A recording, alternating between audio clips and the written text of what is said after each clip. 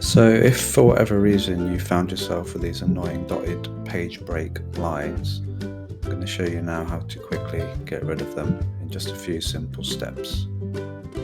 So the first thing we're going to do is use shortcut ALT+T+O. This will get you to the options menu.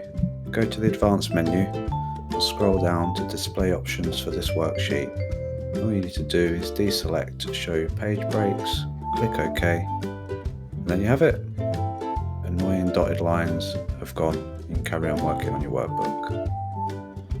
Now if you don't want to use a shortcut, where you can find the menu is if you click File in the top left, go down to Options. There's the option screen you used a shortcut for earlier.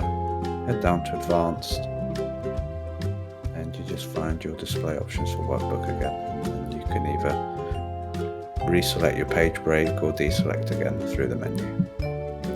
That's all for the video today, and hopefully I'll see you in the next one.